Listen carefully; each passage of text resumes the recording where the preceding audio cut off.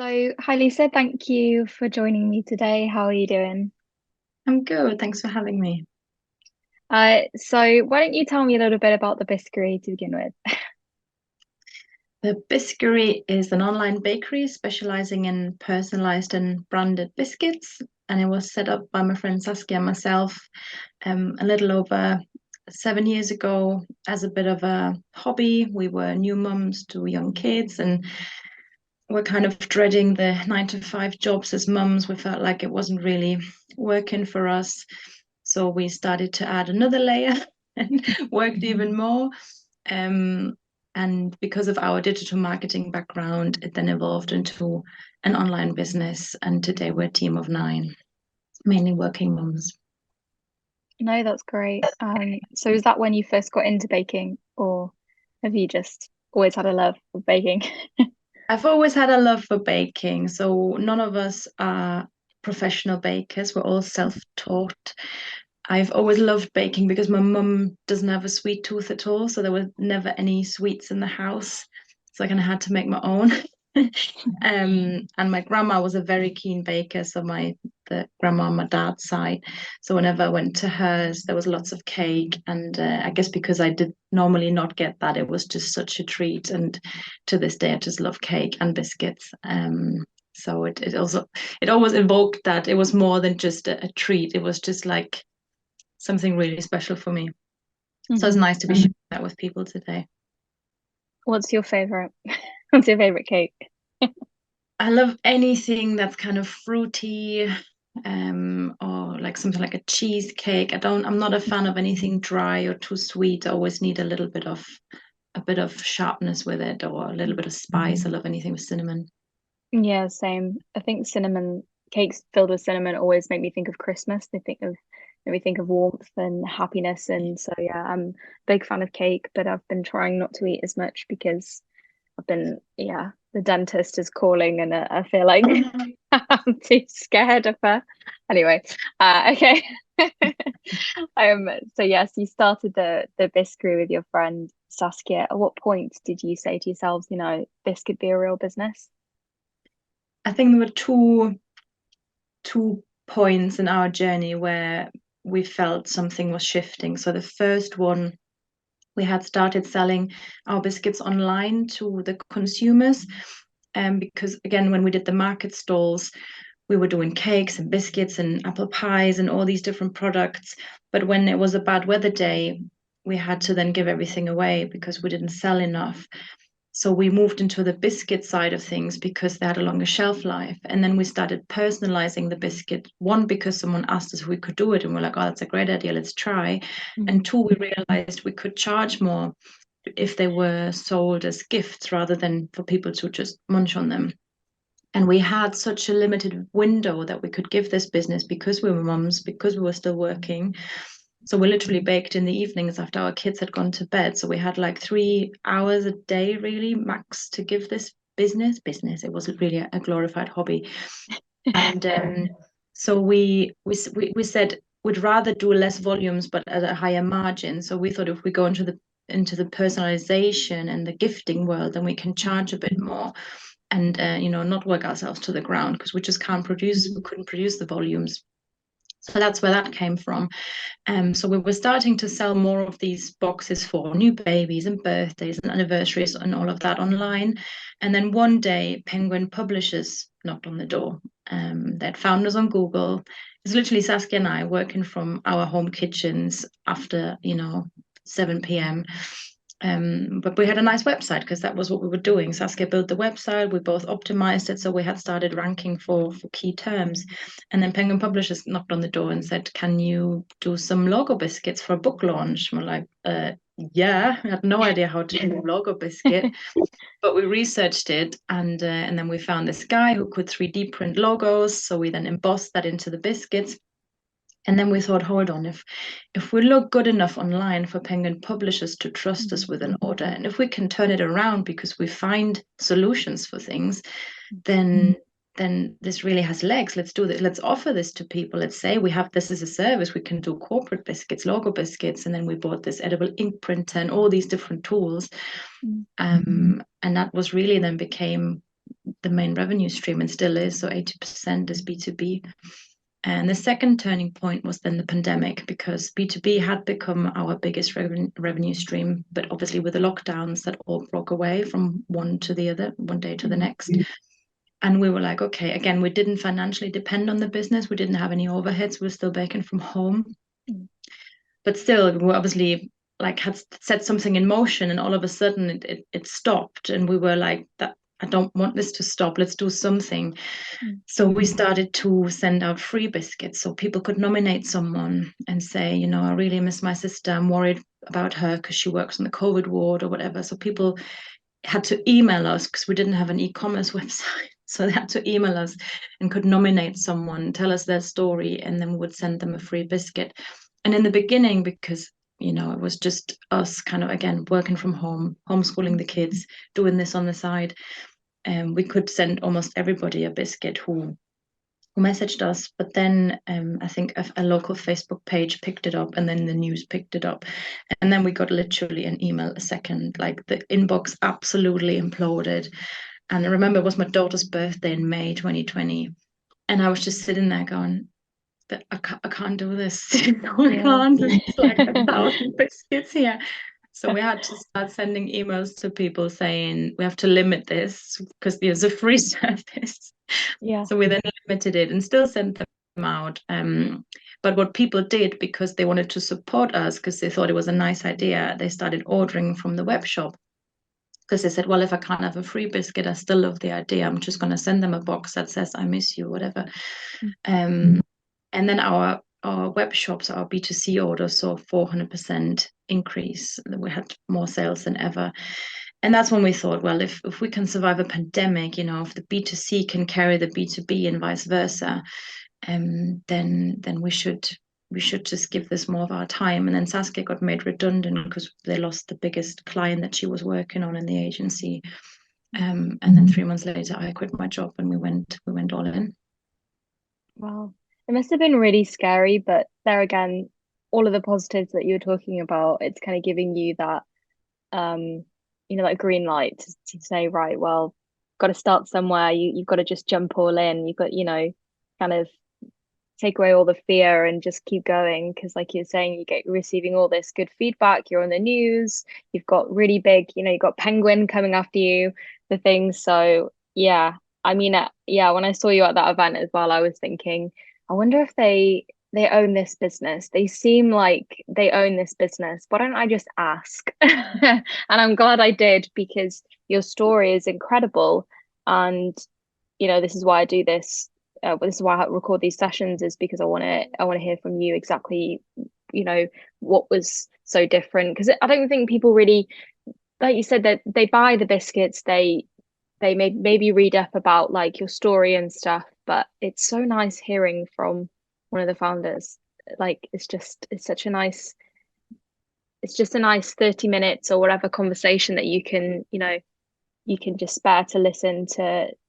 You know, they probably don't realize that you guys are mums, and then also the kind of in the beginning what you had to sacrifice to get to where you are now. And it is a bit, starting a business is scary, but then also carrying it on and then adding things to it, and how messy the process is as well. Because I feel for people who are not in business, and I don't come from a business background, I didn't study business, I haven't run a business in the past, you know, before. So for me, I always felt this isn't for me, because I'm not, you know, I don't wear my little two-piece suit and my little notepad, and I haven't that degree, and you know, all these things. And I was like, this isn't for me. But actually, the more I am in business and the more I speak to other founders, this is exactly what it is. It's just messy and nobody has the answers. But what we do as entrepreneurs, we just find answers, you know, we don't give up. We're like little terriers. We're like, I'm not letting this go. How to make this work? And I think that is, I feel it's changing now. People are showing the real side of it more. And I think LinkedIn is a great place for that, to have a little peek behind the scenes and see what actually goes on, and what, you know, what we had to do sometimes to get to where we are now. And so yeah, I really appreciate you giving me this platform, because I feel really passionate about showing people that I don't have my together, and that I always know what I'm doing. You know, I feel people can trust me because I will make it work, but I can't always Yeah. tell you how I'm going to make it work. Yeah, it also shows that you're human. Everyone's human, and like you're saying, you see people in the two-piece suits, and you just think, okay, everything went swimmingly. No, nothing went swimmingly. Like everyone's got a backstory, everyone's got a starting point, and I think yours is a very interesting one. It's um, it's very passionate. It's comes from a place where you really wanted to do something that you've always loved doing, which is baking. I must admit, I really love the name the Biskery. So, like, was it hard to come up with that name, or just talk me through the process?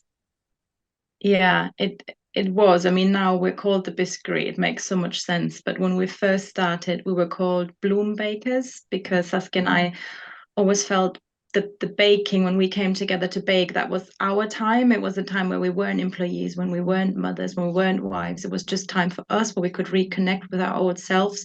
So we felt like we were blooming, it was our happy place.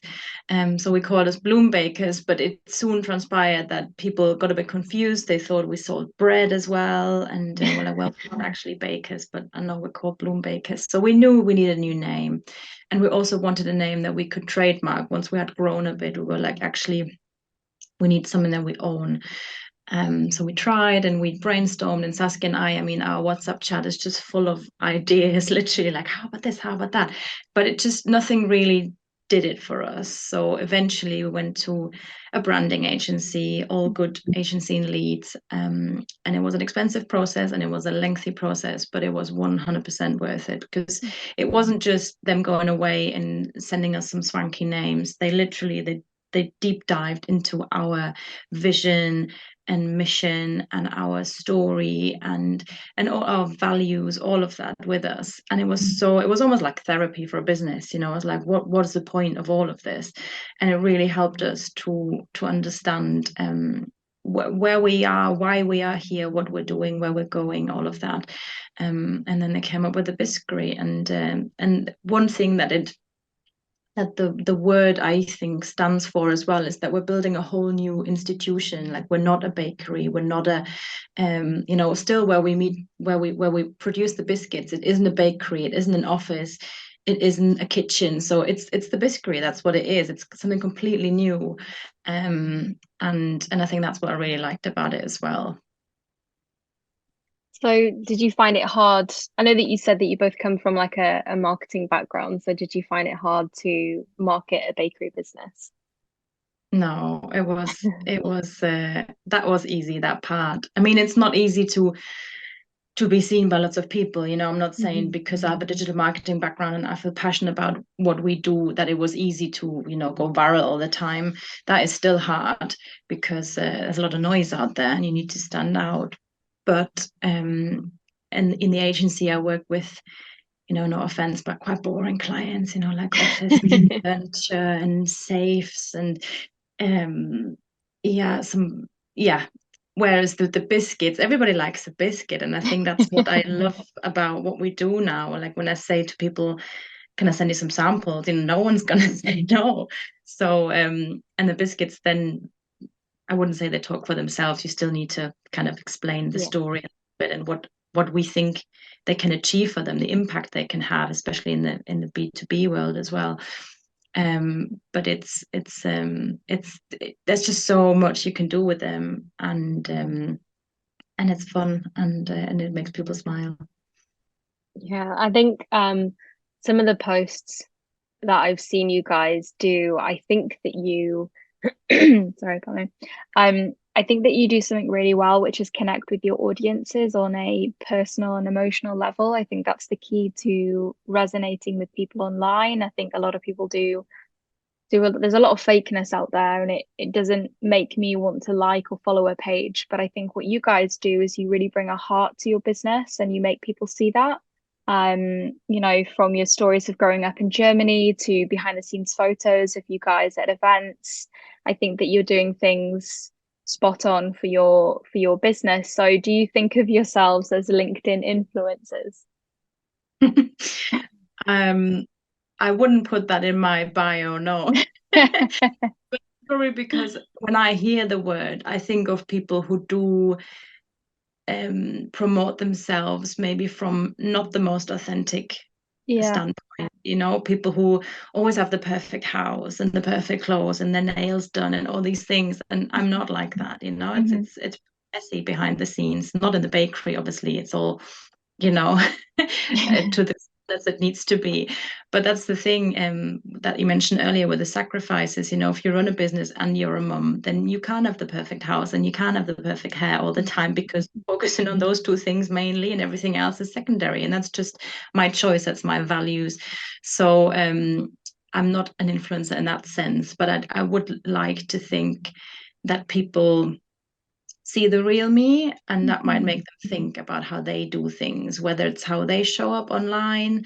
A big thing for us is kindness. We're spreading kindness in biscuit form, and we're extending that to obviously our team, our partners, our clients, the earth. We're very eco-conscious as well.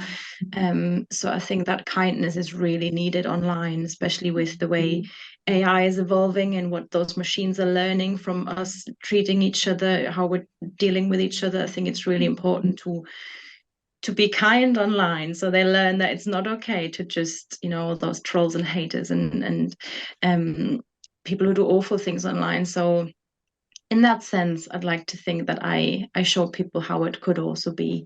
And we have gained a bit of a following now, and people definitely like what we do. So yeah, well, it's not something I set out to be, but I think it is going that way. Yeah. So I've seen that you have taken part in some podcast episodes and some video interviews. Now, like I've produced these sort of things in my career, and I do think that for whatever reason they do help people.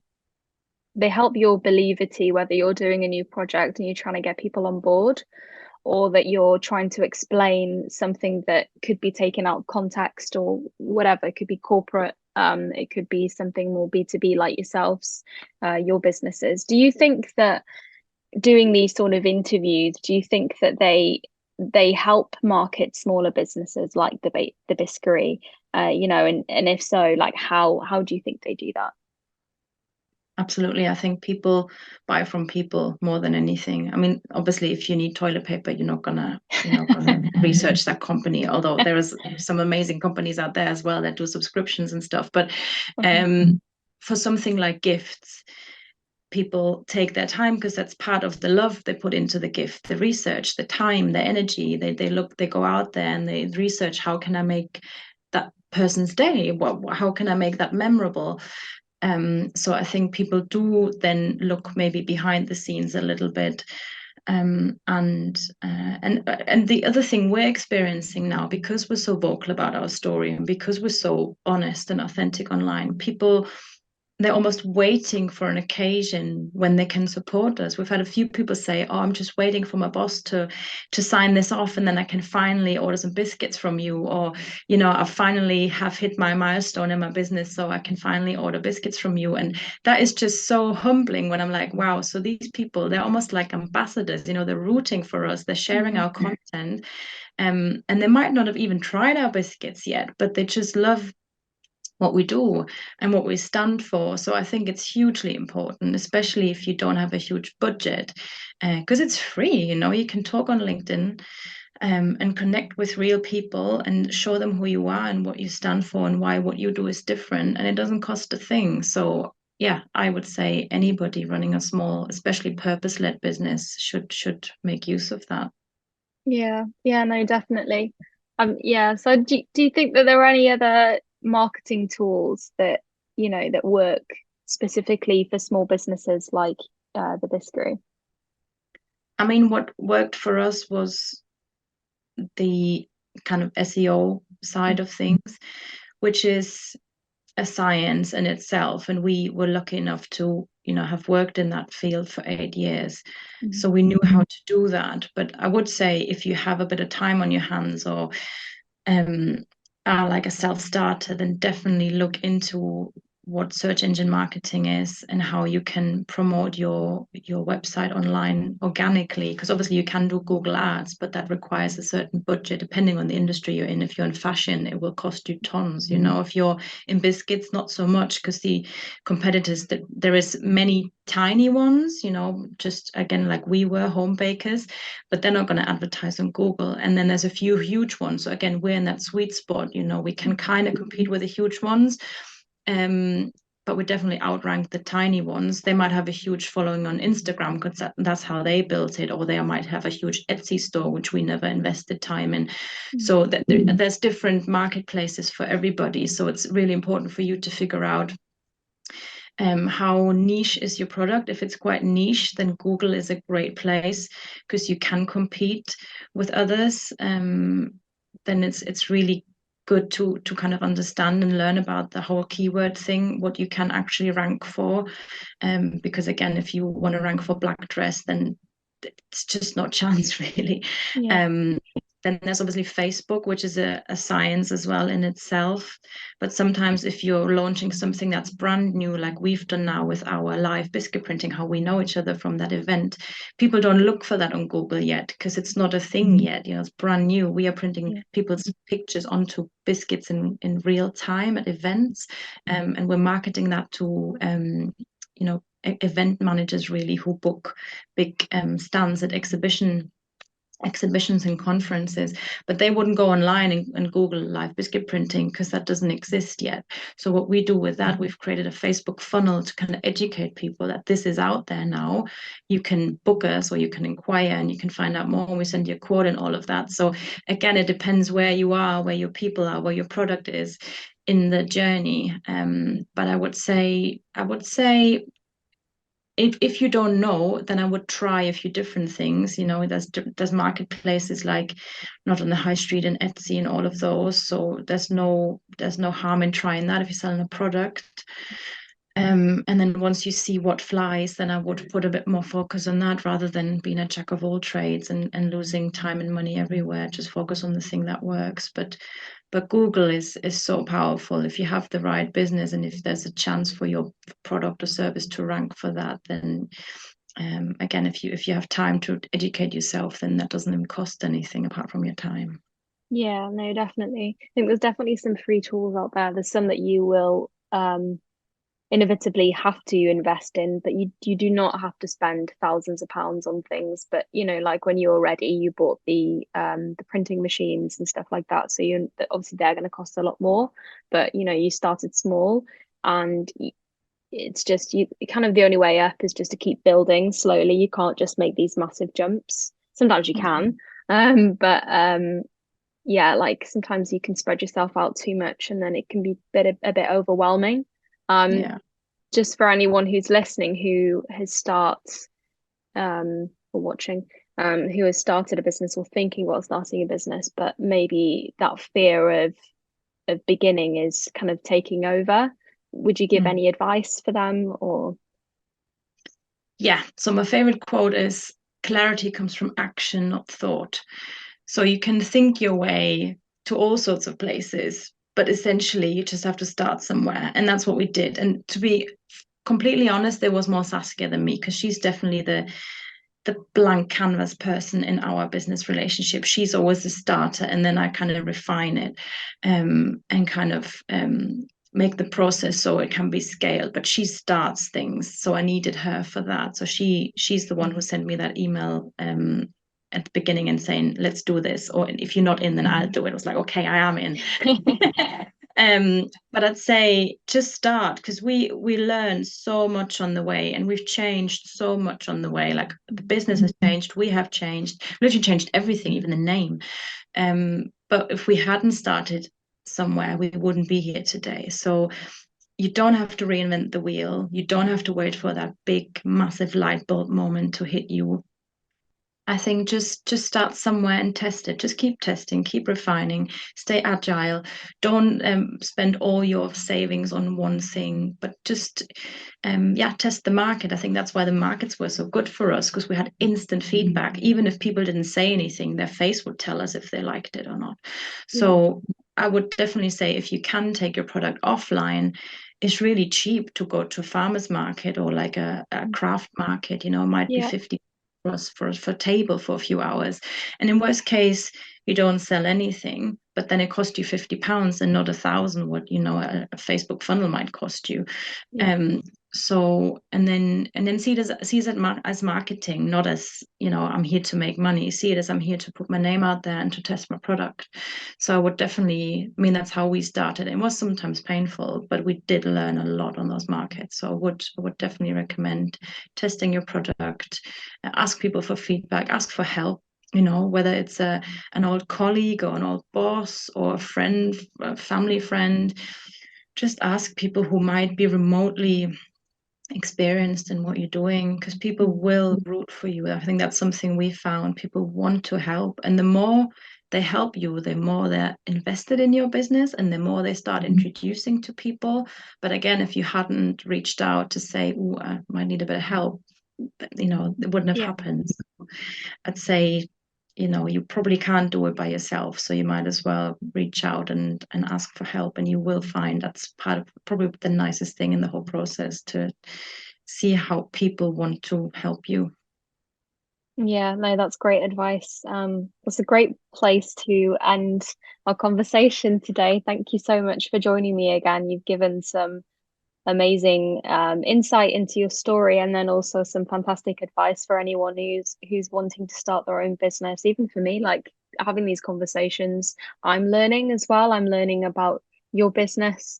Obviously I've met you in person, but it's nice for me to have that extra conversation, you know, outside of what I do on a day-to-day. I don't have a business, but I work for other people who have businesses. So yeah, it's nice for me just to take time and listen to other people's stories. So thank you so much, Lisa. Thanks for You joining me really today. enjoyed your questions. It was really good. Thank you.